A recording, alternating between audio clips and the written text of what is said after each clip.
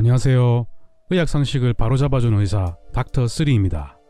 오늘도 제 영상을 클릭하신 분들에게 감사드립니다.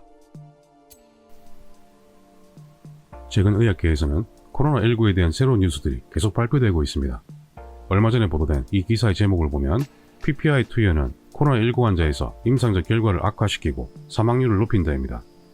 이 기사의 근거 논문을 보면 사망률이 2.3배, ARDS라고 하는 급성호흡 부전증후군 발생 역시 2.3배 높았다고 합니다. 조금 충격적인 내용인데요. 물론 이 연구 하나만으로 성급한 결론을 내어서는 안 되겠죠. 그런데 PPI라는 게 대체 뭘까요? PPI는 영어로 Proton Pump Inhibitor의 약자인데 번역하면 양성자 펌프 억제제입니다. 뭔가 어려운 느낌이지만 알고 보면 쉬운 내용입니다. 여기에 HK80페이지라고 적혀있는 것이 바로 양성자 펌프입니다. 이 펌프의 구조를 보면 칼륨이란 양성자가 세포 안으로 들어가면 수소라는 양성자가 세포 밖으로 나가게 됩니다. 이런 기준으로 위산이 만들어집니다. 이 양성자 펌프를 억제하는 약이 바로 PPI입니다. 이 펌프를 억제하면 가장 효과적으로 위산 분비를 억제할 수 있습니다. 이 PPI는 소화성 궤양, 출혈성 궤양, 역류성 식도염, 위염 등의 치료에 널리 사용되고 있습니다. 실제 이 PPI로 지금도 많은 환자들이 목숨을 구하고 있습니다. 효과가 좋은 약이라고 생각합니다. 그런데 코로나19 확진자 152명을 대상으로 PPI 투여에 대한 연구 하나가 발표되었습니다. 62명의 환자에게는 PPI가 투여됐고 90명은 투여받지 않았습니다. PPI 투여군에서는 30명에서 2차 감염이 발생했는데 2차 감염은 세균성 폐렴과 같은 다른 종류의 감염이 같이 발생하는 겁니다. 이런 경우에는 중증화될 가능성이 매우 높아집니다. 당연히 그렇겠죠. 한 명의 적보다는 두 명의 적과 싸우는 것이 훨씬 힘들 겁니다. 이 2차 감염이 48.4%에서 발생했습니다. 그런데 PPI 비투여군에서는 2차 감염이 18명 발생했는데 이는 20%에 해당합니다. 48.4%와 20%는 차이가 꽤 크죠. 즉 PPI 투여군에서 2차 감염 발생 위험이 높아졌다고 볼 수 있습니다. 그리고 PPI 투여군에서 17명의 ARDS가 발생했는데 27.4%에 해당합니다. ARDS는 스스로 호흡이 거의 불가능한 생명이 매우 위험한 상태입니다. 그런데 PPI 비투여군에서는 11명이 발생했고 이는 12.2%에 해당합니다. 27.4%와 12.2% 여기에서도 2배 이상 차이가 납니다. 이 연구에서 PPI 치료는 2차 감염, ARDS 등의 코로나19 중증화에 영향을 미칠 가능성을 제시하고 있습니다. 올해 초 제가 출간했던 잠든 당신의 뇌를 깨우라 책 120페이지에 PPI 장기 사용의 문제에 대해 자세히 언급했습니다. 물론 출혈성 궤양 질환 등의 치료에 매우 효과적이지만 장기간 사용하면 문제가 될 수 있습니다. 위산 분비가 저하되면 세균이나 바이러스, 곰팡이균 등이 잘 생존할 수 있습니다. 그리고 위산으로 단백질 등의 음식을 어느 정도 소화시킨 상태에서 소장으로 보내야 하는데 위산 분비가 적어지면 정상적으로 소화되지 못한 음식물들이 소장에서 과도한 부패가 일어납니다. 이러면 필요 이상으로 가스나 독성물질이 증가하게 됩니다. 자주 가스가 차고 속이 더부룩한 분들은 실제로 위산 분비 저하 상태인 분들이 많습니다. 위산이 부족하면 특히 단백질, 비타민 B군, 미네랄의 흡수가 저하되는데요. PPI를 너무 장기간 복용하면 비타민 B군이나 미네랄 결핍이 발생할 수 있겠죠. 이번에는 국내 연구를 보겠습니다. 서울대 가톨릭의대 공동연구인데요. 논문의 제목은 위산 분비 억제제의 사용과 폐렴의 위험도입니다. PPI에 대한 여러 연구들을 종합해서 분석했습니다. 대부분의 연구에서 폐렴 발생 위험도가 증가하는 것으로 나왔습니다. PPI 사용이 폐렴 위험을 증가시킬 수 있다는 것은 이 연구 외에도 이미 많은 논문들이 나와 있습니다. 이번 연구도 차이과대학에서 시행한 국내 연구입니다. 논문의 제목은 PPI 투여와 연관된 코로나19의 중증 임상 결과입니다. 중증 임상 결과는 중환자실에 입원했거나 기관지 삽관 시술을 받았거나 사망한 경우를 말합니다. 총 13만 명 이상을 대상으로 한 대규모 코호트 연구인데요.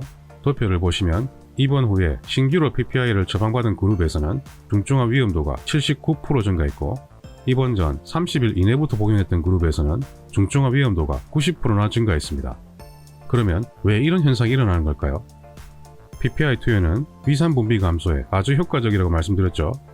위산 분비가 크게 줄어들면 위와 소장, 즉 상부 위 장관에 세균이 과다 증식할 수 있습니다. 그러면 세균이 식도로 역류하면서 기도까지 들어가는 마이크로 에스피레이션, 즉 미세 흡인이 일어날 수 있는데요.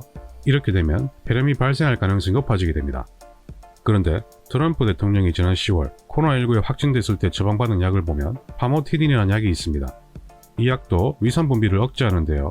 위산분비를 억제하면 코로나19 치료에 나쁘지 않을까요? 트럼프 대통령도 70세 이상의 고령이면서 약간 비만하니까 소화성 궤양이나 역류성 식도염 때문에 파모티딘을 처방받은 걸까요? 이 그림을 다시 보겠습니다. 위산분비를 촉진하는 시스템은 양성자 펌프 외에도 3가지 방법이 더 있습니다. 이 중에서 히스타민2 수용체를 자극해도 위산분비가 촉진되는데요. 이 수용체의 작용을 억제하는 것이 바로 파모티딘입니다. 하지만 파모티딘이 위산분비를 억제한다고 해도 양성자 펌프를 직접 억제하는 것보다는 위산분비 억제 효과가 떨어질 수밖에 없겠죠. 나머지 시스템은 그대로 돌아가기 때문에 그렇습니다. 파모티딘 역시 소화성 궤양, 역류성 식도염 등에 널리 사용되고 있습니다. 아주 심한 궤양이나 출혈성 궤양이나 PPI, 조금 덜한 궤양이나 위염 등에는 파모티딘을 쓰는 경향이 있습니다. 물론 이 약을 처방하는 과정은 훨씬 더 복잡합니다. 간단하게 설명하면 그렇다는 겁니다. 그러면 파모티딘을 코로나19 환자에 사용하면 어떻게 될까요? PPI 사용과 비슷한 결과가 나올까요? 이 도표는 코로나19 환자의 사망 위험도입니다. 위험도는 1.0을 기준으로 하는데 위험도가 1 이상이면 위험도가 증가하고 위험도가 1 이하면 위험도가 감소한다고 이해하시면 됩니다. 비만한 사람은 위험도가 5.87로 상당히 높죠. 신장질환도 2.5, 심부전도 1.44, 심방세동도 1.79 등으로 비만하거나 기저질환이 있는 사람은 사망 위험이 높아집니다. 그런데 파모티딘을 투여받은 사람은 사망 위험도가 0.37로 위험도가 크게 감소한다는 사실을 알 수 있습니다. 이건 PPI와는 정반대의 결과가 나온 겁니다. 이 도표는 혈액검사 결과인데요. 여기서 통계적으로 의미 있는 수치인 P값이 0.05 이하인 것만 보겠습니다. HSCRP라는 것은 염증성 질환에서 주로 증가하는 염증성 지표인데요. 파모티딘 비투여군에서는 12.83인데 파모티딘 투여군에서는 9.41로 낮게 나왔습니다. 그리고 프로칼시토닌도 염증성 지표 중 하나인데 파모티딘 비투여군에서는 0.3인데 파모티딘 투여군에서는 0.16으로 역시 낮게 나왔습니다. 즉 파모티딘을 투여하면 염증이 줄어들 가능성이 있다는 겁니다. 또 다른 연구를 보겠습니다. 논문의 제목은 파모티딘 사용은 입원한 코로나19 환자에서 임상 결과를 향상시킨다입니다. 이 그림은 생존율 도표인데 파모티딘 비투여군보다 파모티딘 투여군에서 생존율이 높다는 것을 알 수 있습니다. PPI나 파모티딘 둘 다 위산분비를 억제하는데 왜 이렇게 상반되는 결과가 나온 걸까요? 아직 정확한 기전은 확실히 모르지만 지금까지 확인된 사실만 말씀드리겠습니다. 코로나19 바이러스는 히스타민 분비를 촉진하는데 이 히스타민은 여러가지 염증성 사이토카인 분비를 촉진시킵니다. 염증성 사이토카인은 감염에 저항하기 위해서 분비되는 필수적인 물질이지만 필요의 이상으로 과도하게 분비되면 이 자체로 심각한 염증 반응을 일으킬 수 있습니다. 이 CT 사진은 코로나19 환자에서 폐렴이 발생한 사진인데요. 바이러스 자체보다는 과도한 염증 반응이 발생하는 것이 중증화가 되는 주된 기전입니다. 그런데 파모티딘은 히스타민 수용체를 억제한다고 말씀드렸죠. 히스타민 분비가 줄어들면 과도한 염증성 사이토카인의 분비를 어느 정도 조절할 수 있습니다. 과도한 염증을 억제시킬 수 있다면 폐렴도 같이 좋아질 수 있는 겁니다. 코로나19의 주된 병리 기전은 지난 영상을 통해 자세히 말씀드렸습니다.